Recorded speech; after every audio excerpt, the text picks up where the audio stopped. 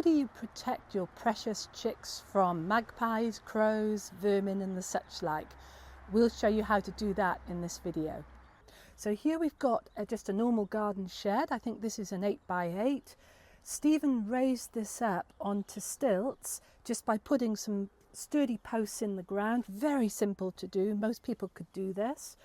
And this used to be a chicken shed where we had a pop hole that we made around the side, and the chickens could come underneath the shed and scratch around if it was raining, and it gives them protection. So that worked really well. Now we've turned this over to our chick rearing shed. We needed something that was completely safe and secure for them. This works brilliantly. It's been like this now for at least 7-8 years. We've wired all under the top. So we've run this mesh wiring, and we've cut it so that it goes right underneath the shed, down the sides, because especially with rats, they can climb up and they can gnaw into the wood, and you don't want to lose your chicks that way. It's worth spending the time, spending the initial monetary outlay to get a great chick rearing shed like this. Once you've done it, as long as you look after it, it is good for years and years and years to come. And we have no problems, no losses now with our chicks. Stephen's made these 2 flaps on this side of the shed, as you can see, and just cut these flaps and made some very simple handles. These are just little joining brackets, and they work ever so well with a screw there, as you can see. So when we want to attach it, move it out that way to open, drop it down against the screw that way. It's so simple. You don't need any special hooks or knobs or whatever. You can do it if you want, but we didn't do that. So we want to open the flaps because when the sun moves around in the afternoon and the evening, we love it for our chicks to get the sunlight on them. And this gets the sun to come through, and they absolutely love sitting on their little perch and getting the sunshine on. So we open the flap this way. We have just some very simple mesh grids here, and we can put those just inside like that. We have 2 pieces. You could just use 1 piece, but we didn't have one piece big enough. We just used what we had. And you secure those there again with those little brackets. The sun can come in, but nothing can get to them and take them. Those pesky crows and magpies will be down in a second when your back's turned, and we don't want that. If the weather is particularly cold, but we still want them to get that daylight coming in, we have these perspex sheets. And these will go and fit on top of the wire mesh.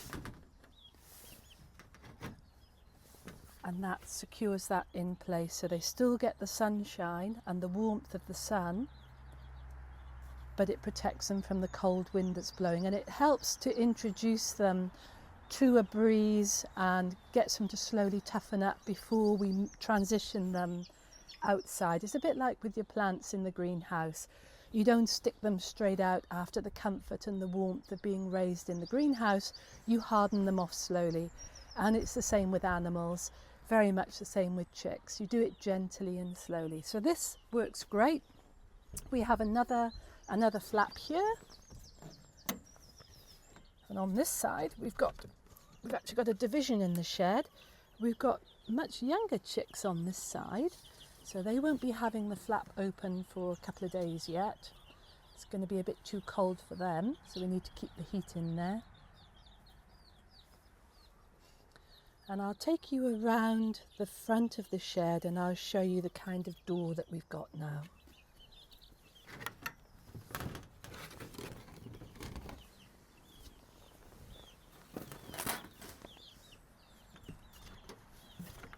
We've also got our window here, which Stephen's reinforced. The shed is quite old now, and we just make sure that we give the wood a good bit of treatment every year to preserve it. This window, when it's open, when it's a particularly hot day in the summer or spring, we actually have lined the inside of the window opening with mesh. So again, a bird can't fly in through the open window and get to the chicks, but it means it lets the fresh air in, it lets the heat and the dust out. You can see that we've run this wire again about this far up, and it tucks and it goes right underneath the shed as well. Moving around to the front of the shed, you can see this catches the early morning sunshine. So we're just past 8 o'clock in the morning here. We've got the 2 double doors here. Stephen's built a step on this raised platform, which is great. I have an extra little step here made from a pallet. And we'll open this door and you can see that Stephen's made an extra internal door there. It's a very simple structure. It doesn't take a master's degree in woodwork to make something like that. We've got a hook on the side here and I can hook the door back. And then this internal frame gets secured by these 2 bolts that's used to keep this door shut. And as you can see, the morning sun can come into the chicks when they're old enough to take a bit of a cool breeze, and it protects them again. Nothing can get into them, but they get that really beneficial morning sunshine. We could also make another door to go on, but we found that we haven't needed to do that yet. This one door is great, and then the sun moves around, and then we can shut this door on the back, and we can open the flaps on the front. So I'll show you just briefly inside the shed. So we can open the double doors, if you need to. And I lime wash this every year.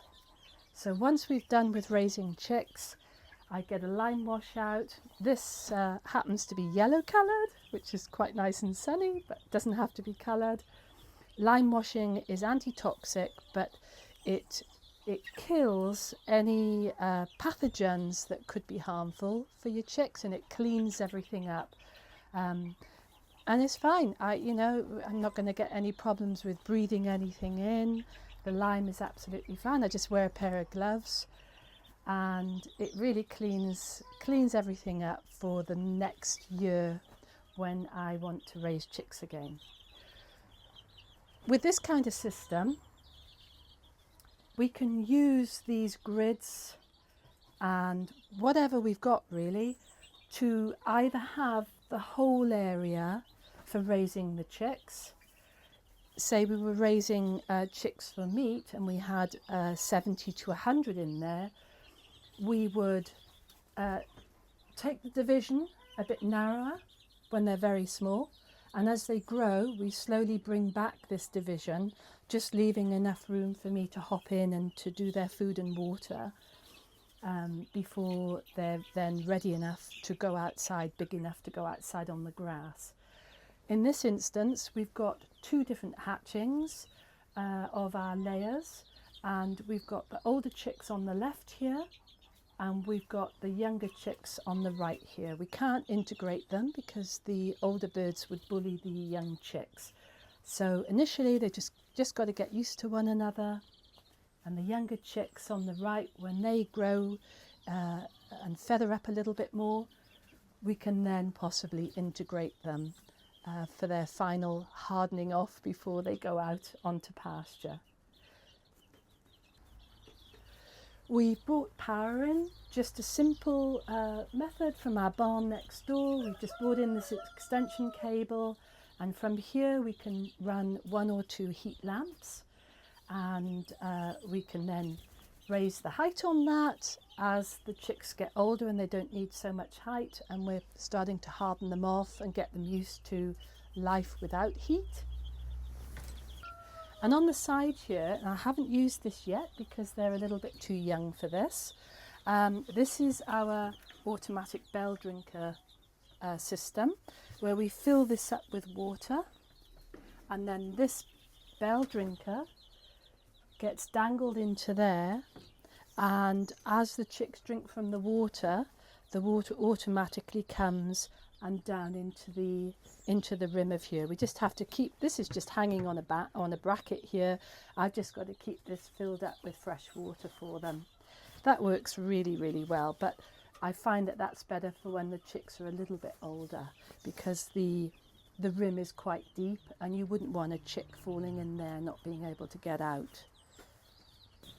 And so the other important thing to remember is when we're raising chicks in this way, where they don't have a mother hen to look after them, we take the place of the mother hen. It's important that we give them daylight, we give them heat, we give them protection from predators that will take them. It's very important that we give them greens to eat, so we always make sure every day, once, twice a day, even 3 times a day sometimes, that we clip off some herbage, plantain, yarrow, dandelion especially, the different types of grasses that we grow in the pasture here, and we introduce them to these greens, because these greens contain a lot of microbes in them, a lot of enzymes, a lot of good bacteria for their gut, really important for healthy birds. So we make sure that they get those every day, we make sure they've got fresh water, they've got the appropriate food with the right amount of protein in it to help them grow. But you know, this system is amazing, and you can scale this down or you can scale it up. You literally, you know, if you've got a back garden, you could even have like a little Wendy house. You could even make a little wooden structure, get it up off the ground, line it with wire, and you're good to go with raising your chicks.